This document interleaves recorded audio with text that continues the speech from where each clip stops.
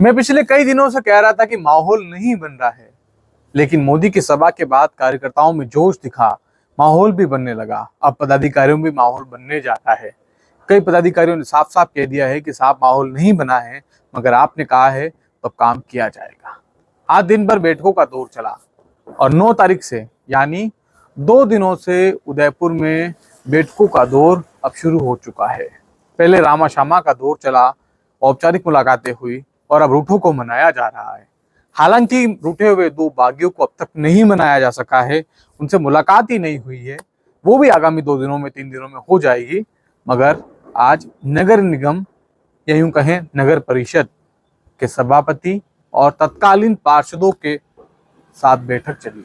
बैठक में नेताजी ने समझाने की कोशिश की कि ये मेरी साख का सवाल है, उदयपुर शहर मेरी साख की सीट है, ऐसे में ये सीट किसी भी सूरत में जीतनी होगी। लोगों ने कहा कि आपने टिकट दिलवाया तब कुछ सोच कर दिलवाया होगा। तो नेताजी ने जो जिस भाषा में समझ सकता है उस भाषा में समझाया है कि आपको तैयारी करनी ही होगी, आपको जिताना ही होगा, वरना ठीक नहीं होगा। खैर, किसकी हिम्मत है कि नेताजी के सामने बोल दें। और वही हुआ कि जैसे जैसे समझाया जा रहा है वैसे वैसे उसका असर भी उदयपुर की बीजेपी की आबो हवा में दिखने लगा है। 3 सभापति के घर आज मुलाकातों का दौर चला। जहां जहां बैठक होनी थी वो सभापति के घर हुई। उनके तमाम पार्षदों को बुलाया गया और अधिकांश 70-80% पार्षद वहां पहुंचे भी। किसी के स्वास्थ्य का कोई कारण हो तो नहीं पहुंचा हो, या कोई व्यक्तिगत विशेष कारण रहा हो तो नहीं आया हो, लेकिन अधिकांश पूर्व पार्षदों और पूर्व सभापतियों के साथ ये दीपावली स्नेह मिलन की बैठक अपने आप में खूब सारी बातें बताती है। कहा गया कि जो प्रत्याशी है उसको कैसे भी करके आपको जिताना होगा। हालांकि लोगों ने कहा कि जो प्रत्याशी हैं उनके निकटतम रिश्तेदार हैं और युवा नेता हैं, उनसे हम परेशान हैं, उन्हें दूर रखिए तो ठीक रहेगा, प्रचार आसानी से कर पाएंगे। वरना उनके ऑडियो पहले भी वायरल हुए थे और फिर वायरल हो रहे हैं, ये अपने आप में ठीक नहीं है। तो कुल मिलाकर युवा नेता की शिकायत भी पूर्व पार्षदों ने, बैठक लेने वाले पूर्व विधायक और यहाँ सब कुछ देखने वाले को कर दी है और साफ साफ शब्दों में कह दिया है कि आप भी उन्हें समझा दीजिए। उसके बाद जो बैठक ले रहे थे उन्होंने कहा कि ठीक है, हम बात करेंगे। उन्होंने उनको भी कहा कि आप 71 वर्ष के हैं और मैं 76 वर्ष का, 77 वर्ष का, मैं इतना नहीं थकता तो आप इतना थक रहे हैं, और वो भी चुनाव के वक्त। अभी तो नींद ही नहीं आती, आपको नींद कैसे आ रही है? तो कुछ इसी तरह की बातें फिलहाल आपस में हो रही है। नमस्कार, मेरा नाम सतीश शर्मा है और आप देख रहे हैं सियासत। आज की सियासत में बातें थोड़ी अजीब लग रही होगी और सुनने के लिए आपको 2-2 बार कोशिश करनी हो रही होगी, मगर जब मैं खुलकर नाम नहीं ले रहा हूं तो आपको सुनने के लिए थोड़ा दिमाग लगाना होगा। दिमाग के पीछे आपको तर्क लगाने पड़ेंगे। तो फिलहाल उदयपुर में अब माहौल बनने लगा है। मैं आपको पहले भी कह रहा था कि माहौल नहीं बन रहा है, मगर माहौल अभी भी नहीं बना है, मगर माहौल 15 से पहले बन जाएगा। जो निराश थे, जो हताश थे और जो बागी बनकर अपनी राहें अलग दिखा रहे थे, वो भी अब साथ आ गए हैं।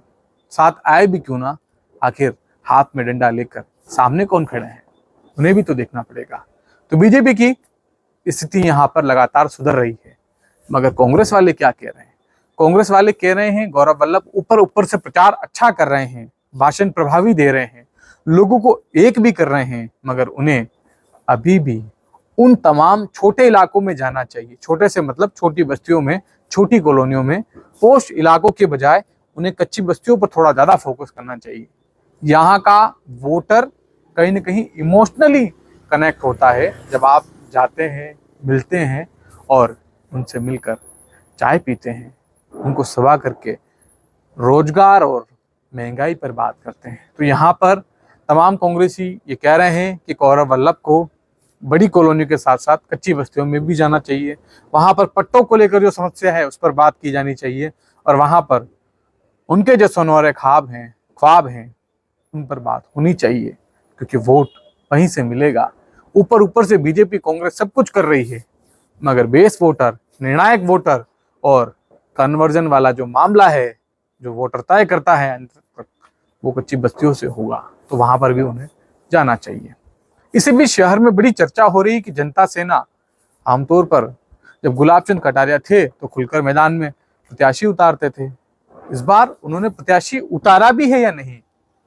कहने वाले कह रहे हैं कि आशु अग्रवाल जनता सेना से हैं, लेकिन लोग हैं कि कह रहे हैं कि साहब अगर वो होते तो ना मांगीलाल जोशी साथ दिख रहे हैं, ना रणधीर सिंह भिंडर यहाँ प्रचार करने आए, ना उनकी तरफ से कोई बात हुई है। अब कुल्की में गोल फोड़ी और देखियो पड़ी। कुल मिलाकर बातें इसी तरह से मेवाड़ी में हो रही है कि वो वाकई में जनता सेना के प्रत्याशी हैं तो उनके साथ क्यों कोई नहीं आ रहा है, या सिर्फ नाम मात्र के लिए औपचारिकता पूरी करने के लिए उन्हें यहाँ उतारा गया है। और उतारा गया तो गुरुजी क्यों नहीं दिख रहे हैं? कहने वाले यह भी कह रहे हैं, जो राजनीति को बड़े करीब से जानते हैं, समझते हैं और समझाने में कामयाब हो जाते हैं, वो कह रहे हैं कि साहब जनता सेना वाले भिंडर साहब का और बीजेपी वाले प्रत्याशी जैन साहब का पुराना रिश्ता है, ऐसे में मित्रता तो निभाएंगे और मित्रता निभानी भी चाहिए। लेकिन लोग कह रहे हैं जब मित्रता ही निभानी थी तो प्रत्याशी खड़ा क्यों किया? कार्यकर्ता कहीं न कहीं आपको लेकर नेगेटिव कमेंट करते हैं, ये आपके लिए ठीक नहीं है। मगर भिंडर साहब आराम से अपनी माहौल को सेट करने में लगे हुए हैं। लोग कह रहे हैं वो मेंटल फ्री हैं, इस वजह से इस बार वो पूरी जितोड़ कोशिश कर रहे हैं, क्योंकि सवाल उनकी प्रतिष्ठा का है। एन कैन कैसे भी करके उन्हें चुनाव जीतना है। उनके लिए उनकी साख दाव पर है यदि वो इस बार चुनाव नहीं जीते हैं। और काफ़ी हद तक जो तमाम पार्टियों में बागी हैं या असंतुष्ट लोग हैं या जो पार्टी से थोड़ा नाराज चल रहे थे, उन्हें समझा बुझाकर अपने साथ लाने में कामयाब हुए हैं। चाहे कुबेर सिंह हो या आज अरविंद पाटिया की हो, दोनों को साथ ले आए हैं। उनको साथ लाकर कांग्रेस को बड़ा झटका देने की कोशिश की है और राजपूत युवा वोट बैंक में भी एक मैसेज देने की कोशिश की है कि जनता सेना एक बेहतर विकल्प है बीजेपी और कांग्रेस से। भविष्य में क्या होगा कोई नहीं जानता और कब क्या हो जाए कहा नहीं जा सकता, मगर फिलहाल तो जनता सेना अच्छा ऑप्शन है। ये तमाम युवा वोटर से प्रचारित कराया जाने लगा है। हालांकि स्थिति के लिहाज से हम बात करें तो वहां पर जनता सेना मजबूत हो भी रही है, इसे कहने में कोई शक नहीं होना चाहिए। कांग्रेस के मुकाबले लगातार पिछले 5 दिनों के जो घटनाक्रम रहे हैं वहां पर जनता सेना मजबूत हुई है। मजबूत तो बीजेपी भी कोशिश कर रही कि हो जाए, मगर अभी तक हो नहीं पा रही है। हर बार की तरह वही गैर राजपूत को लाना है, गैर राजपूत को जिताना है, लेकिन वो कामयाब हो नहीं रहा। उदयलाल डांगी कोशिश पूरी कर रहे हैं, कॉन्फिडेंट भी दिख रहे हैं कि उन्होंने पिछले 10 सालों से इस विधानसभा में मेहनत की है। मगर वो थोड़ी प्रैक्टिकल लेवल पर जब वो चले जाते हैं तो पीछे से कार्यकर्ता कहते हैं कि साहब ये पहले आरएलपी में थे, उससे पहले बीजेपी में थे, अब फिर बीजेपी में है, पता नहीं अब क्या होगा। तो माहौल बन नहीं रहा है, और जब माहौल नहीं बनेगा तो स्वाभाविक तौर पर उनका प्रचार भी उतना प्रभावी नजर नहीं आएगा।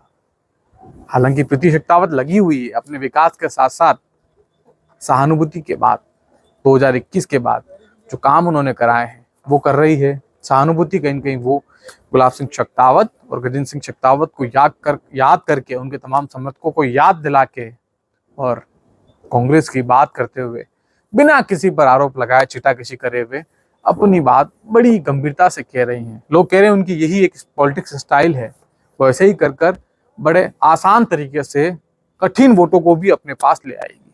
खैर राजनीति है, अलग अलग स्टाइल है। सुनने में आया है कि बीजेपी से जिनको टिकट मिला है वल्लभ नगर से, उनको जिताने के लिए उनके ही समाज के मावली वाले नेताजी नहीं चाह रहे कि वो जीते। अब जीते भी कैसे? अगर जीत गए तो समाज में मावली वाले नेता का नंबर आने वाले दिनों में आएगा नहीं, तो राजनीति उनकी भी गड़बड़ा जाएगी। तो वो अपने करीबी समर्थकों को ये बताते हैं, हमें सूत्र बताते हैं, और सूत्र वही उनके करीबी समर्थक। वो कह रहे हैं कि हमारे ही समाज के नेता जो बीजेपी में हैं वो चाहते हैं कि मावली वाले बीजेपी के प्रत्याशी हमारे ही समाज वाले नहीं जीते, ताकि भविष्य में हमारी संभावनाएं खुली रहे। क्योंकि अगर एक बार वल्लभ नगर से ये जीत गए तो अगली बार मावली में हमारी संभावनाएं लगभग खत्म सी हो जाती है। ऐसे में जीते कोई भी, जीतना हमारे समाज का व्यक्ति चाहिए। और राजनीति में ये बात कोई नई नहीं है, समाज को जिताने की कोशिश हर कोई करता है। हर बार हर समाज चाहता है कि उनके समाज का नेता बने, भली पार्टी बीजेपी हो, कांग्रेस हो, अन्य हो या कोई भी तीसरा दल, मगर चाहते सब यही हैं कि वो जीते। इसी बीच कुलदीप सिंह का माहौल भी अब जमने लगा है। तमाम इलाकों में उनके द्वारा चलाई सहानुभूति लहर दिखने लगी है। युवा समर्थक जो वोटर्स को कह रहे हैं, वोटर्स बड़े ध्यान से सुन रहे हैं। और यहाँ पर नाकामयाब हो रहे हैं बीजेपी वाले। दलित इनका साथ मिल नहीं रहा है, धर्मनाथ जोशी आकर कुछ कर नहीं पा रहे हैं। ऐसे में पालीवाल जी क्या करें और करके भी क्या करें, जब साथ में युवा कार्यकर्ता कम हैं। संख्या के लिहाज से भी जहां वो प्रचार करने पहुंच रहे हैं वहां थोड़ी संख्या कम नजर आ रही है। इसी बीच बात कर लेते हैं हम उदयपुर की। उदयपुर में क्या चल रहा है? उदयपुर में फिलहाल बैठकें चल रही है और बैठकों में सबका सवाल यही, क्या जो दो बागी नेता बीजेपी से खिलाफत कर रहे थे और 10-12 दिनों तक बड़े नाराज थे, वो बीजेपी के साथ आकर भी साथ हो गए हैं क्या? लोग ये भी पूछ रहे हैं कि जो बैठकें चल रही हैं उनमें उन्हें समझा दिया गया है, संतुष्ट कर दिया गया है क्या? लेकिन मैं आपको बता दूं कि उनको अब तक संतुष्ट नहीं किया गया है, उनसे मुलाकात अब तक नहीं हो पाई है और उनकी बातें भी तमाम मिलने वाले बता रहे हैं कि इन्होंने इस बार आंतरिक तौर पर नुकसान की ठानी है। ऐसे में वक्त रहते इनको समझा देना चाहिए, वरना नुकसान बीजेपी को होने वाला है। तो फिलहाल आज की सियासत में इतना ही। आप रोजाना इसी तरह की अपडेट्स देखते रहिए। नमस्कार।